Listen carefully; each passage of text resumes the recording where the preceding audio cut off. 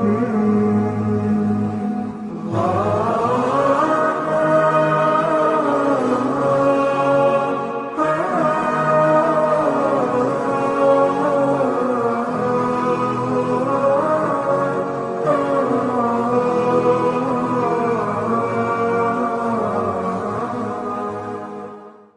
حول ولا قوة إلا بالله العلي العظيم. أعوذ بالله من الشيطان اللعين الرجيم.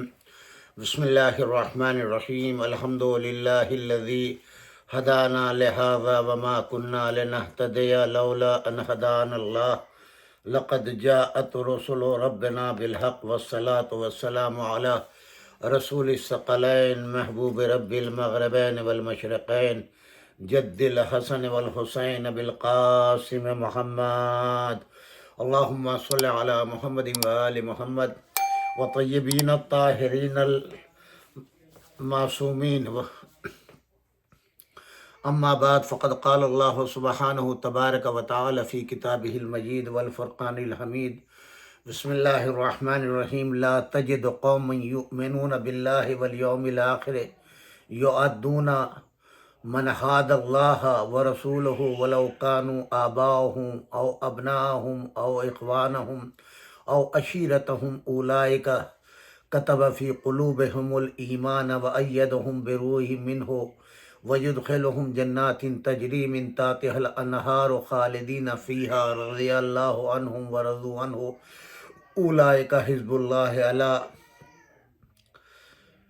إن حزب الله هم المفلحون. صدق اللہ العلی العظیم و صدق اللہ العلی المرسلین.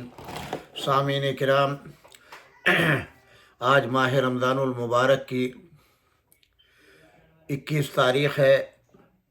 شہادت مولائے کائنات امیر المومنین علی ابن ابی طالب کا دن ہے. پوری امت سوگوار ہے. موالیان حیدر کرار سوگوار ہیں. مومنین و متقین سوگوار ہیں. خانوادہ اہل بیت سوگوار ہے. کون وہ بدبخت ہے کہ جو امام علی ابن ابی طالب علیہ السلام کی شہادت کے اوپر خوشی و مسرت و شادمانی کا اظہار کرے. رسول اللہ اور اس کے اللہ کی لعنت ہے اس فرد کے اوپر، ان افراد کے اوپر جنہوں نے مولا علی کو قتل کیا اور اس پر خوشی منائی. ایک طرف مسلمان یہ کہتے ہیں کہ مولا علی ابن ابی طالب ہمارے خلیفہ ہیں، چوتھے خلیفہ ہیں. دوسری طرف جو ان کے دشمن ہیں، جو ان کے قتل کا سبب بنے، جنہوں نے ان کو درجہ شہادت پر پہنچایا، ان کے لیے ہمدردی ہے. یہ کیسے ہو سکتا ہے کہ ظالم بھی اور مظلوم بھی دونوں کے دونوں برابر ہوں؟ اور ایک ہوا یہ بٹھا دیا، نہیں یہ وہ بزرگ ہستی ہیں، ان کے بارے میں کسی طرح کا کوئی خیال نہ کریں، اللہ جانے اور وہ جانے. یہی سبب ہے کہ آج تم سب کے سب جو امت مسلمہ کہلاتی ہو، خدا کی لعنت کے بھی مستحق ہو، اور دنیا میں جو ذلت و خواری تمہاری ہر طرف ہو رہی ہے وہ کسی سے پوشیدہ نہیں ہے. تم نے اس طریقے کو چھوڑ دیا جو رسول اللہ نے رائج کیا تھا، جو اللہ نے راستہ بتایا تھا، جو اللہ نے طریقہ زندگی بتایا تھا، اس کو تم نے ترک کر دیا. یہ قرآن مجید کے سورہ مجادلہ کی آخری آیت ہے، بالکل سب سے آخری آیت، آیت نمبر 22، جس میں آپ دیکھیں گے پروردگار عالم کیا فرما رہا ہے.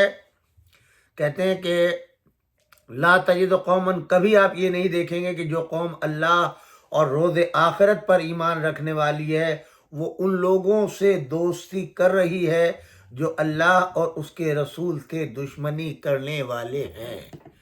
ترجمہ دیکھیں آپ، میرے نبی کبھی آپ، اور یہ صرف نبی نہیں بلکہ پوری امت کے لیے حکم ہے، کبھی تم لوگ یہ نہیں دیکھو گے جو قوم اللہ پر، روز آخرت پر ایمان رکھنے والی ہے، وہ ان لوگوں سے کہ جو اللہ اور اس کے رسول سے دشمنی رکھتے ہیں، وہ ان کے باپ دادا یا اولاد یا برادران یا عشیر یا قبیلے والے ہی کیوں نہ ہوں. صاحبان ایمان کی بات ہو رہی ہے، یعنی وہ صاحبان ایمان جو اللہ پر، اس کے رسول پر ایمان رکھتے ہیں. وہ کون؟ یعنی وہ کبھی ان لوگوں سے دوستی نہیں کریں گے کہ جو اللہ کے اور رسول کے دشمن ہیں، چاہے وہ اس مومن کے ماں باپ دادا خاندان والے قبیلے والے ہی کیوں نہ ہوں، اللہ نے صاحبان ایمان کے دلوں میں ایمان لکھ دیا ہے اور ان کی اپنی خاص روح کے ذریعے تائید کی ہے، اور وہ انہیں ان جنتوں میں داخل کرے گا جن کے نیچے نہریں جاری ہوں گی، اور وہ انہی میں ہمیشہ رہنے والے ہوں گے۔ خدا ان سے راضی ہوگا، وہ خدا سے راضی ہوں گے۔ یہی لوگ اللہ کا گروہ ہیں۔ آگاہ ہو جاؤ کہ اللہ کا گروہ کبھی نجات پانے والا ہے۔ یہ میں نے آپ کی خدمت میں ترجمہ پیش کر دیا ہے۔ قرآن مجید کو آپ دیکھ لیں، جہاں پر بھی آپ کو ملے گا، ہر مقام کے اوپر۔ اب اس آیت کے ذیل میں آپ جو ہیں وہ آج کے حالات، کل کے حالات، حضور کے زمانے کے حالات، حضور کے وفات کے بعد کے حالات، مسلمانوں کے، دوسروں کے چھوڑ دیں، آپ صرف امت کے، جو امت محمدی صلی اللہ علیہ وآلہ وسلم کا دم بھرتے ہیں کہ ہم امت محمدی میں ہیں، ہم اللہ اس کے رسول کا کلمہ پڑھتے ہیں، ان کا حال دیکھ لیں۔ آج جو کچھ دنیا میں ہو رہا ہے، آنکھیں کھولیں اور کان کھولیں، اور اس کے بعد دیکھیں کہ رسول اللہ کا اور اللہ کا دشمن کون ہے، قرآن کا دشمن کون ہے، اسلام کا دشمن کون ہے، وہ مسلمان کون ہیں جو اپنے مذہب دین کی وجہ سے مصیبتوں کا شکار ہیں، ظلم ڈھانے والے کون ہیں، اور ان ظالموں کا ساتھ دینے والے کون ہیں۔ دام درم سخن صاحبان عقل و فہم ہیں آپ۔ دشمن تو دشمن ہے، یہ جو منافق ہیں یہ خطرناک دشمن ہیں۔ ان کا لباس اسلام کا ہے، زبان پہ کلمہ ہے، وقت نماز مسجدوں کی رونق ہے، یہ سب کچھ ہے، مگر اصل دشمن اسلام یہ ہے۔ کیوں؟ کل جو بانی اسلام تھے ان کا دشمن کون تھا؟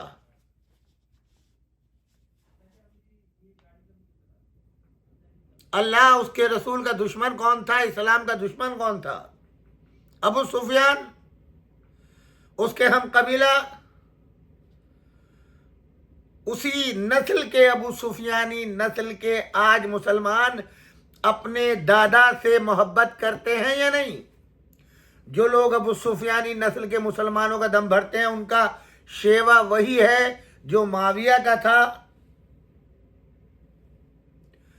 اور معاویہ کے بعد یزید کا تھا۔ یہاں پر علامہ ابو بکر ابن شہاب الدین کہتے ہیں کہ حضرت علی ابن ابی طالب علیہ السلام کی محبت عین ایمان ہے وہ، اور حضرت علی کی دشمنی عین کفر و نفاق ہے۔ یہ خود رسول اللہ صلی اللہ علیہ وآلہ وسلم کی حدیث ہے، اور مخبر صادق امام جعفر صادق نے فرمایا وہ حق اور برحق ہے، حضرت علی کی ذات اقدس سے ان کے اوصاف قدسیہ کو جدا نہیں کیا جا سکتا۔ حضرت کا دوست مومن ہے، ان کا دشمن کافر اور منافق ہے، اور قرآن کہتا ہے کہ منافق جھوٹے ہیں۔ سورہ منافقون پورا کا پورا سورہ موجود ہے۔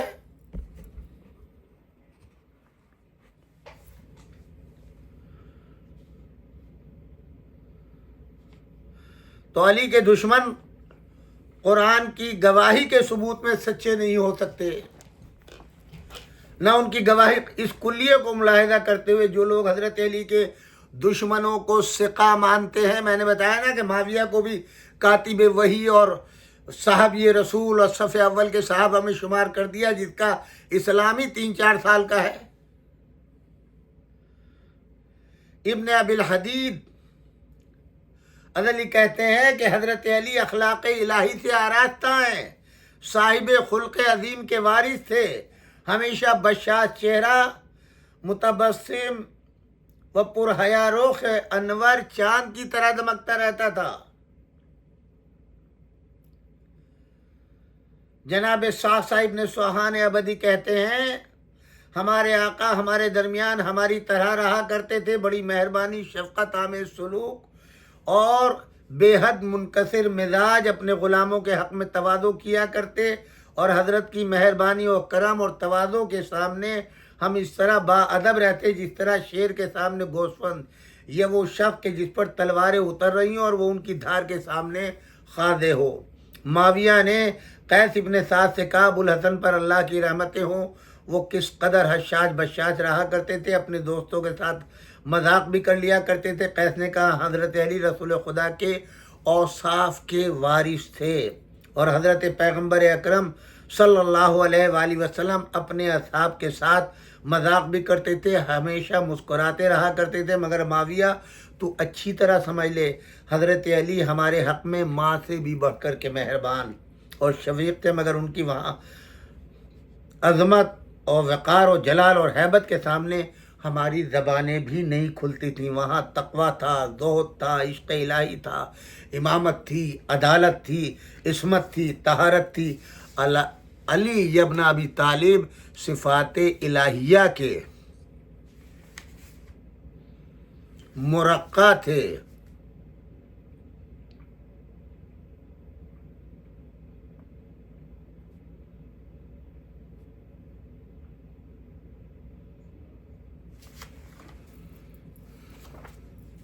جی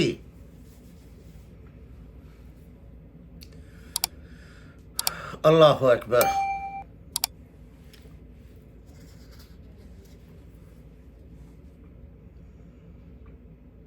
عبد الرحمن ابن عوف کہتے ہیں کہ جس کے گھر میں بھی کسی بچے کی پیدائش ہوتی، وہ شخص اپنے نومولود فرزند کو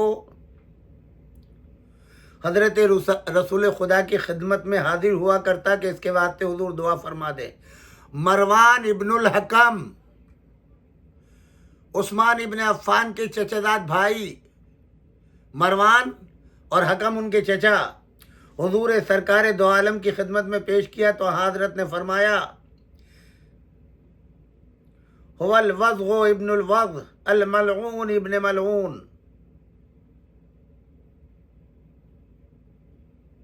سن لیا آپ نے؟ ابن حدید کہتے ہیں کہ مروان کا عقیدہ بھی پلید تھا، وہ خود بھی خبیث تھا اور الحاد و کفر میں غرق تھا۔ حضرت امام حسین کی شہادت کے بعد جب حضرت امام حسین کا سر اثر دمشق پہنچایا تو یہ مروان ملعون وہاں حاضر تھا۔ اس نے خوشی میں جھوم کر امام حسین کے سر اقدس کو اپنے ہاتھوں میں لیا اور کیا کہا، واہ کیا بات ہے، آج تمہارا سر میرے دونوں ہاتھوں میں، تمہارے دونوں رخساروں پر خون کی سرخی ہے، اور مدینے کی طرف منہ کر کے پکارا، یا محمد یوم بیوم بدرن، اے محمد آج بدر کا دن ہے۔ بس یہ میں نے اس لحاظ سے، چونکہ مولا علی کی شہادت کی اس مناسبت سے کہ جو آیت تھی اس مفہوم سے آپ پہچان لے، یہ لوگ ظاہری طور پر کلمہ گو ہیں، اللہ کا کلمہ پڑھتے ہیں، رسول اللہ کی رسالت کا کلمہ پڑھتے ہیں، دین اسلام کو ظاہری طور پر اپنا دین کہتے ہیں، قرآن کریم کو اپنی کتاب کہتے ہیں۔ یہ وہ اس زمانے کے لوگوں کی بات کر رہا ہوں میں، اور ان کا حال کیا ہے؟ جبکہ کوئی ڈھکی چھپی بات نہیں ہے۔ امام علی ابن ابی طالب، جناب فاطمہ الزہرا سلام اللہ علیہ، امام حسن اور امام حسین علیہ السلام، ان کے فضائل و مناقب رسول اللہ نے بیان ہی نہیں فرمائے، بلکہ ان سب کا ادب و احترام کر کے دکھایا بھی ہے اور بتایا بھی ہے۔ 1-2 دن نہیں، 6 ماہ تک مختلف روایات کے اعتبار سے کم 3 ماہ تک ہر نماز کے بعد رسول اللہ صلی اللہ علیہ وآلہ وسلم در علی و فاطمہ پر آ کر کے مسجد جاتے ہوئے سلام پڑھتے تھے اور آتے ہوئے سلام پڑھتے تھے، جبکہ حضور کی ازواج کے در مسجد کے اندر کھلتے تھے، مگر آیے تطہیر کے بعد ان دروں کا استعمال نہیں کیا، بلکہ باہر سے اس دروازے سیدہ سلام اللہ علیہ اور امام علی پر سلام پڑھتے ہوئے تب مسجد جاتے تھے۔ ممکن ہے مسجد جاتے ہوئے تنہا رہے ہوں، اکیلے رہے ہوں، مگر آپ نے دیکھا ہوگا کہ نماز جماعت کے بعد جب مولانا باہر نکلتے ہیں تو بہت سے افراد ساتھ ہوتے ہیں، اور جہاں رسول اکرم صلی اللہ علیہ وآلہ وسلم نماز کے بعد نکلتے ہوں گے تو کیا ہزاروں اصحاب ساتھ نہیں ہوتے ہوں گے جو اپنے کو قربان کرنے کا دم بھرتے تھے؟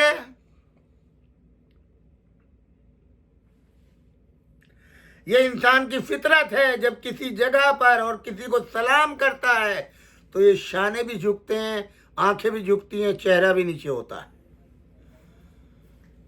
تو اہل بیت اطہار کے دروازے کے اوپر رسول اللہ یقیناً سلام کرتے وقت اپنے شانے بھی جھکاتے ہوں گے، نظریں بھی جھکاتے ہوں گے، سر بھی نیچے۔ کیا اس عمل کو ان اصحاب نے نہیں دیکھا یا آنکھیں بند کر لی کہ اس دروازے کا احترام کیا ہے؟ رسول اللہ سلام پڑھ رہے ہیں، کوئی اور نہیں، اور اس کا عمل بغیر مرضی الہی کے ہوتا نہیں۔ کیا امت کے لیے یہ عمل کافی نہیں تھا؟ یہ سنت رسول اللہ نہیں تھی؟ کیا ہو گیا تھا مسلمانوں کو؟ کان بہرے ہو گئے تھے، آنکھیں اندھی ہو گئی تھی، جو ان فضائل و مناقب کو بھول گئے؟ پھر وہ بھی حکم آیا کہ سب کے دروازے مسجد میں بند ہو جائیں، صرف علی و فاطمہ کا دروازہ کھلا رہے گا۔ کیا یہ عظمت کم ہے؟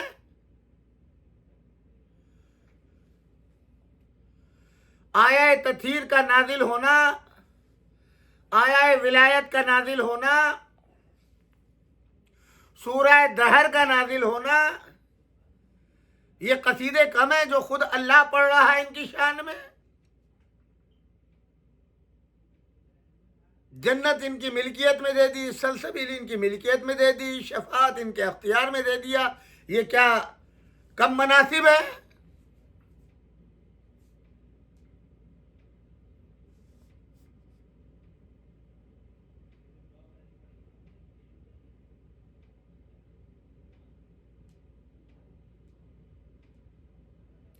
ابن حجر عسقلانی کہتے ہیں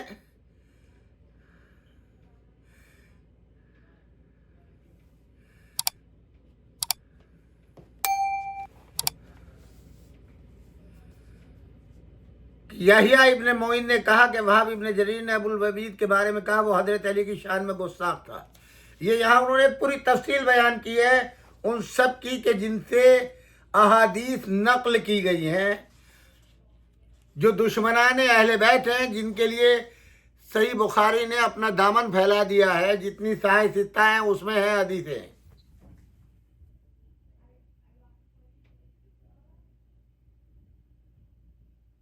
جھوٹی سچی جو بھی ہیں۔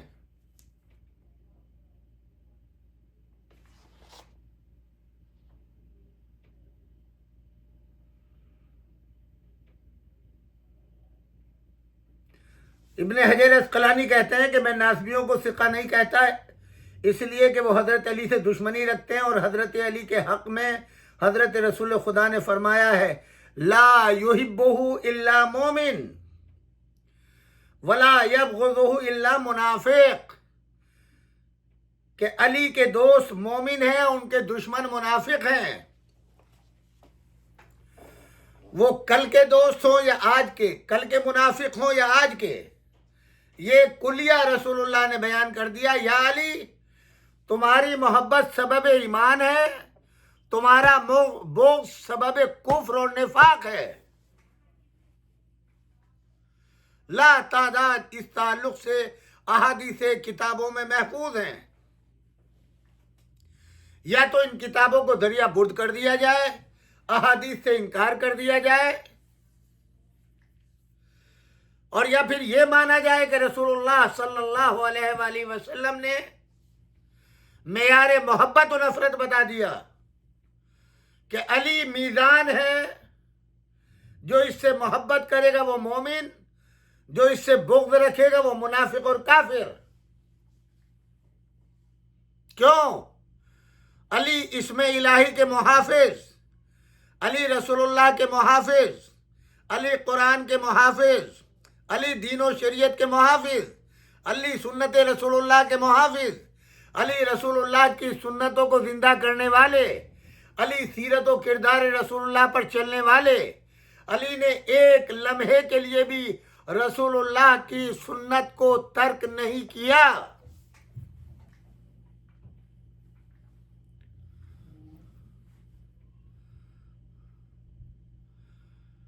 کوئی ملے گا اس مقام کے اوپر؟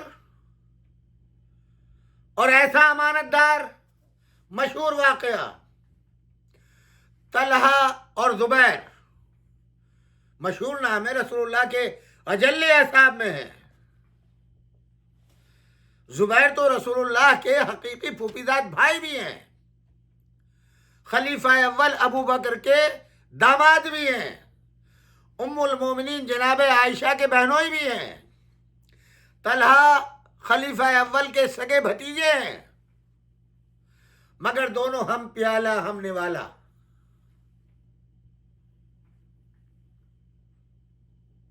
یہی دو وہ ہیں جو جنگ جمل کے بانی، اسباب فراہم کرنے والے۔ انہی زبیر کے بیٹے عبداللہ ابن زبیر ہیں جنہوں نے اپنی خالہ ام المومنین جناب عائشہ کو بھڑکایا اور جھوٹی گواہی دی۔ تاریخ ہے، تاریخ پڑھیے۔ چونکہ یہ بھانجے تھے ام المومنین جناب عائشہ کے، لہذا بچپن سے آپ نے پالا تھا، اور یہ ایک طریقے سے پروردہ بیٹا ہو گیا ان کا، اور یہ اس پر یقین رکھتی تھی، اور یہ اپنے اول درجے کا منافق انسان تھا۔ اس کی پوری زندگی کو آپ اگر غور سے پڑھیں گے تو آپ کو اندازہ ہوگا اسلام کا سب سے بڑا منافق انسان یہ تھا۔ منافق کا کام کیا ہوتا ہے؟ وہ ادھر بھی ملا ہوتا ہے، ادھر بھی ملا ہوتا ہے، ادھر سے بھی فائدہ حاصل کرتا ہے، ادھر سے بھی حاصل کرتا ہے۔ چنانچہ جناب رسول خدا صلی اللہ علیہ وآلہ وسلم نے اپنی ازواج سے فرمایا کہ میں دیکھ رہا ہوں تم لوگ ایک دن اونٹ پر جنگ کرنے کے لیے نکلو گی۔ کس سے؟ میرے علی سے، اور تم پر حواب کے کتے، چشمہ تھا ایک، وہ بھونکیں گے۔ چنانچہ جب جنگ جمل کے لیے جا رہی تھی ام المومنین، وہ مقام آ گیا اور وہاں کے کتے بھونکنے لگے۔ ان کو یقین آ گیا، وہ حدیث یاد آ گئی نا رسول اللہ کی، یقین آ گیا کہ میں ہی وہ زوجہ ہوں جو جنگ کے لیے جا رہی ہوں اور اونٹ کے اوپر جا رہی ہوں، اور یہ چشمے آ گیا یہاں پر۔ لہذا معلوم کیا گیا، معلوم ہوا، کچھ نے کہا کہ حواب ہے، مختلف ہوا۔ عبداللہ ابن زبیر کو ظاہر ان کا یقین کرتی تھی۔ جب طلحہ و زبیر نے معاملے کو خراب ہوتے ہوئے دیکھا، انہوں نے کہا کہ مجھے یہاں سے واپس لے چلو، اور میں یہاں نہیں رکوں گی، کیونکہ رسول اللہ کی حدیث کانوں میں ہے، ذہنوں میں ہے۔ تب ان دونوں نے عبداللہ ابن زبیر کا استعمال کیا اور عبداللہ ابن زبیر سے گواہی دلوائی کہ اماں، یہ وہ حواب نہیں ہے، وہ چشمہ نہیں ہے جس کے لیے رسول اللہ نے خبر دی تھی۔ یہ پہلی اسلام کی جھوٹی گواہی تھی بلیل۔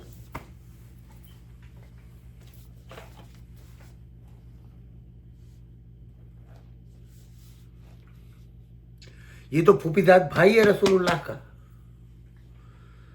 زبیر، اور اس کا بیٹا ہے عبداللہ۔ اس کی پوری زندگی رسول اللہ کی زندگی میں دیکھیں، اس کے بعد میں جناب امیر المومنین کی زندگی میں دیکھیں، اس کے بعد امام حسن کی زندگی میں دیکھیں، اس کے بعد امام حسین علیہ السلام کی زندگی میں دیکھیں، پورا کردار آپ کو مل جائے گا۔ بہرحال طلحہ و زبیر، ظاہری خلافت جب مولا کو مل گئی، یہ آئے دونوں کے دونوں۔ مولا اس وقت بیت المال کا حساب کر رہے تھے،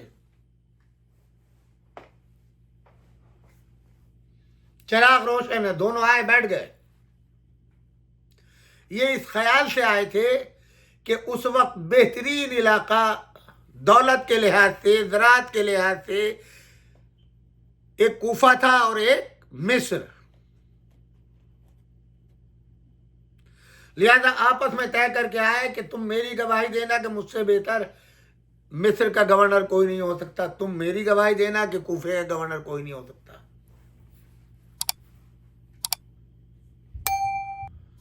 بیٹھے رہے مولا کام کرتے رہے بیت المال کا. جب کام ختم ہو گیا تب آپ نے امام حسن کو بلایا, بیٹا حسن یہاں آؤ. جی بابا. چراغ لے کے آؤ. چراغ لا کے رکھ دیا, اور جو چراغ جل رہا تھا بیت المال کا اسے گل کر دیا. ان دونوں نے پوچھا مولا چراغ تو جل رہا تھا, آپ نے کیوں اس کو گل کر دیا, دوسرا چراغ منگایا؟ آپ نے فرمایا یہ جو چراغ روشن تھا میرا نہیں تھا, اس میں تیل میرا نہیں تھا, یہ بیت المال کا کام کر رہا تھا تو بیت المال کا چراغ جل رہا تھا. اب تم مجھ سے ملنے آئے ہو تو بیت المال کا چراغ استعمال نہیں ہو سکتا, میرا ذاتی چراغ جس میں میرا ذاتی تیل ہے وہ لا کے دکھایا. دیکھیں ایک چراغ کے گل کرنے اور ایک چراغ کو منگانے سے ان دونوں کی عقلوں کو گرہ کھول دی. جو علی یہ گوارا نہیں کر سکتا کہ چند لمحے کے لیے بیت المال کا چراغ روشن رہ جائے, وہ علی کسی امانت کے اندر خیانت کر سکتا ہے؟ دونوں خاموشی سے اٹھ کے چلے گئے, جواب مل گیا. علی سے کوئی ایسی امید نہ کرنا جو اللہ کی مصلحت کے خلاف ہو, رسول اللہ کی سنت کے خلاف ہو, قرآن و دین و شریعت کے خلاف ہو. یہ ہے کردار علی ابن ابی طالب. اسی لیے مولانا بھی اعلان فرمایا تھا, خدا کی قسم جو میرے پاس آئیں گے, جس مذہب اور مسلک کے آئیں گے, ان کی کتابوں سے فیصلہ کروں گا. یہودی آئیں گے تو میں ان کی کتاب توریت سے فیصلہ کروں گا, عیسائی آئیں گے ان کا فیصلہ جو ہے وہ انجیل سے کروں گا, مسلمان آئیں گے ان کا فیصلہ قرآن سے کروں گا, اور ہر ایک کو مطمئن کروں گا ان کے دین و شریعت مسلک کے لحاظ سے. یہ ہے میرے مولا علی ابن ابی طالب کا کردار.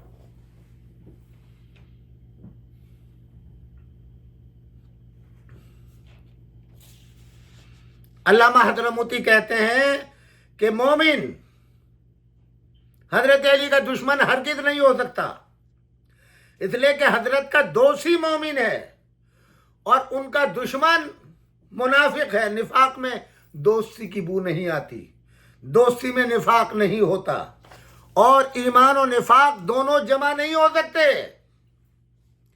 اسی لیے مولا علی ابن ابی طالب علیہ الصلوۃ والسلام نے جب عمرو ابن عبدود کو زیر کیا تو اس نے یہ کہا کہ تم ابو طالب کے بیٹے ہو اور ابو طالب میرے دوست تھے. مولا نے برجستہ کہا کہ کفر و نفاق اور ایمان میں دوستی نہیں ہوتی, ایمان, کفر, نفاق یہ تینوں ایک جگہ جمع نہیں ہو سکتے.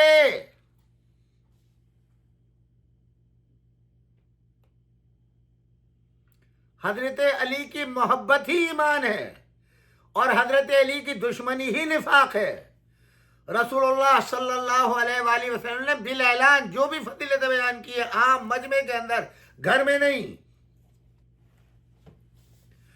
حضرت علی کا رسول اللہ صلی اللہ علیہ وآلہ وسلم کی نصرت کرنا ان کے بغض کا سبب نہیں بلکہ سبب وہی نفاق ہے, کیونکہ حضرت علی کی تلوار کافر پر ہی چلی ہے.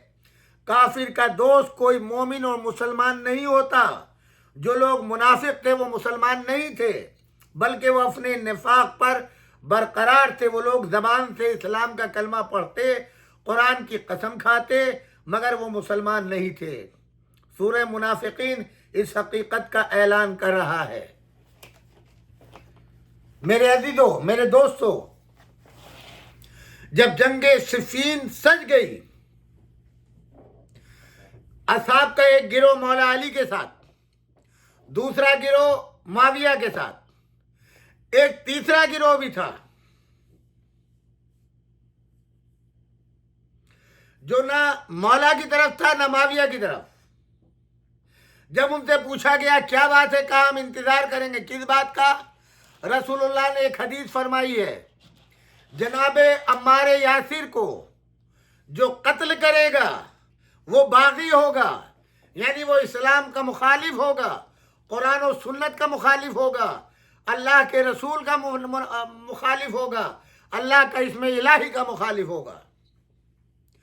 اور جس گروہ کی طرف سے عمار شہید ہوں گے وہی اللہ کا حزب ہوگا, وہی اللہ پر ایمان رکھتے ہوں گے، رسول اللہ پر ایمان رکھتے ہوں گے، قرآن اور آخرت پر ایمان رکھتے ہوں گے۔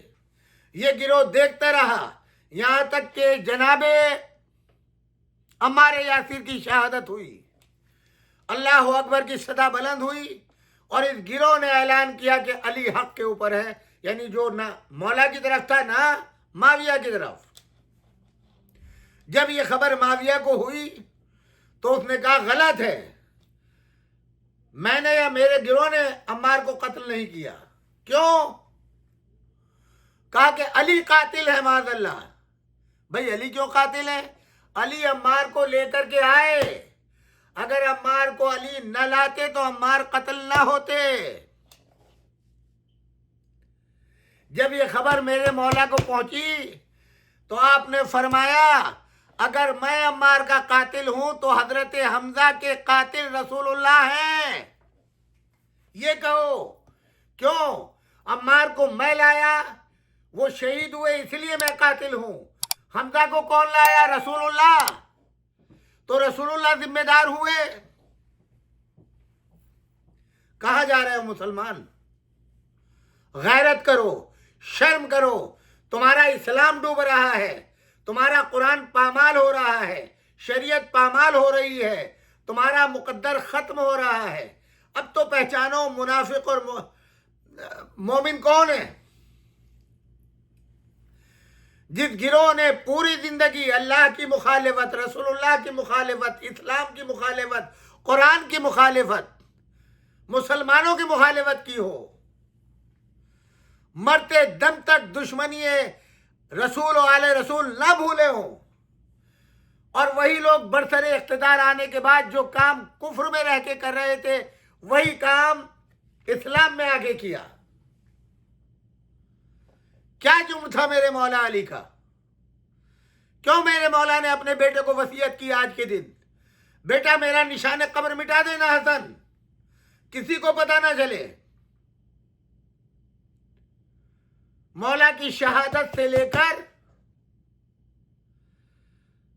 ہارون رشید کا زمانہ دیکھیں، یہ تو پورا بلاد اسلامی ہے نا۔ کسی ایک مسلمان کو فکر نہیں ہمارے چوتھے خلیفہ کی قبر کہاں ہے، کسی ایک کلمہ گو کو خیال نہیں آیا۔ سینکڑوں سال کے بعد پتہ چلا کہ مولا امیر المومنین یہاں پر دفن ہے۔ کیوں؟ میرے مولا نے وصیت کی میرا نشان قبر مٹا دینا۔ جب امام حسن نے پوچھا تو آپ نے فرمایا بیٹا میں نے 500 سے زیادہ بڑے بڑے دشمنان اسلام اور دشمنان رسول اللہ اور دشمنان خدا کو تہ تیغ کیا ہے، جو ان کے رشتہ دار ہیں، جو ان کے قرابت دار ہیں۔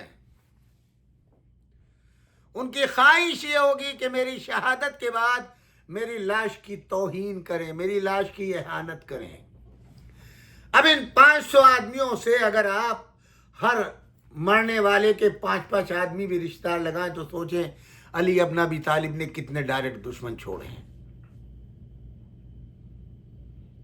اور جبکہ دشمنی ان کے خمیر میں ہے، ان کی رگوں میں ہے۔ جنگ احد سے خبر لیں، جب جنگ احد ہوئی ہے تو اسی معاویہ کی ماں ہندہ ابو سفیان کی بیوی مکے سے یہ عہد کر کے چلی تھی کہ جب تک کم سے کم 2 آدمیوں، یا رسول اللہ صلی اللہ علیہ وآلہ وسلم یا جناب حمزہ یا علی ابن ابی طالب، ان کے سر نہ مل جائے۔ چنانچہ ایک غلام کو جو عاشق تھا اس کا اور وہ اسے قریب نہیں آنے دیتی تھی، اسے طے کیا کہ 2 آدمیوں میں کسی ایک کا کلیجہ مجھے لا کے دو، میں کلیجہ چباؤں گی، یا جناب امیر حمزہ کا یا علی ابن ابی طالب کا،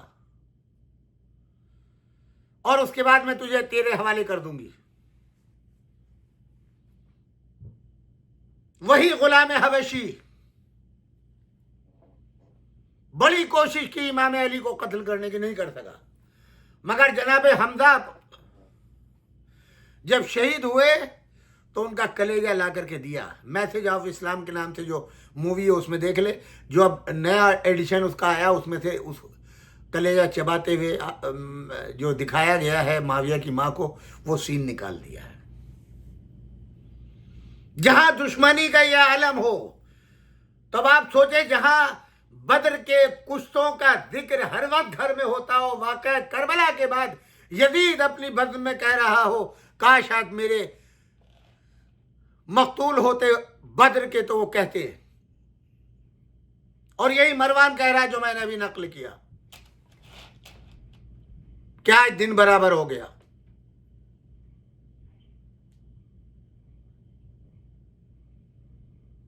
کیا عالم تھا دشمنی کا؟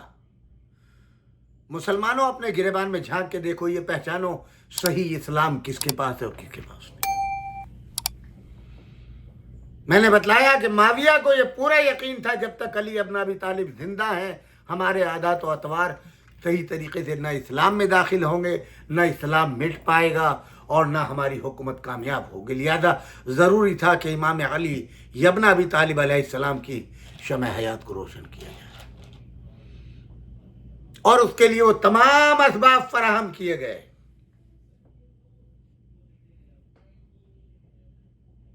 آپ جانتے ہیں جب یہ دونوں شہزادے دفن کر کے بابا کو آ رہے تھے، مدینے کے در و دیوار سے رونے کی آوازیں آ رہی تھیں۔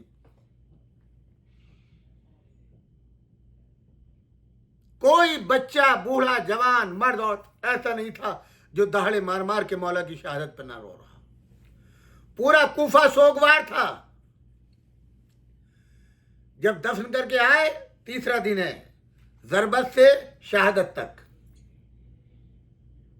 شاہراہ کے اوپر ایک فقیر بیٹھا ہے، نابینا ہے، رو رہا ہے، کرا رہا ہے، جو ابھی ابھی بابا کو دفن کر کے آ رہے ہیں، چاہے تو اب گھر جا کر کے بہنوں کو تسلی دے، نہیں، اسی غریب کے پاس بیٹھ گئے۔ بھائی تو کون ہے؟ میں ایک فقیر ہوں، میں 3 دن سے بھوکا ہوں، میں نے کھانا نہیں کھایا۔ کیوں؟ میرا صاحب شاید ناراض ہو گیا، آج 3 دن ہو گئے، 3 دن سے فاقہ ہر روز اپنے ہاتھوں سے لقمہ دیتا تھا، کھانا کھلاتا تھا، پانی پلاتا تھا، میرے پاس بیٹھتا تھا، مجھے تسلی و تشفی دیتا تھا۔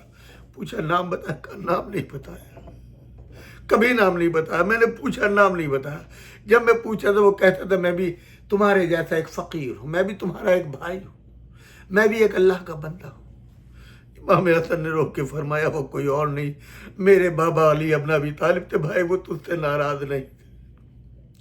3 دن پہلے ظالموں نے ضربت لگائی، ان کو زخمی کیا، آج وہ درجہ شہادت پر فائز ہو گئے، ابھی انہیں دفن کر کے آ رہے۔ ایک مرتبہ یہ تڑپا، یہ فقیر تڑپا اور تڑپ کر کے اپنی لاٹھی تلاش کی، اس کے بعد میں کھڑا ہو کر کے کہتا ہے اے فرزندان علی، مجھے میرے مولا کی قبر پہ لے چلو، اب میں زندہ نہیں رہنا چاہتا۔ کہا بھائی صبر کر، میرے بابا نے وصیت کی ہے، ان کا نشان قبر نہیں بتا سکتا۔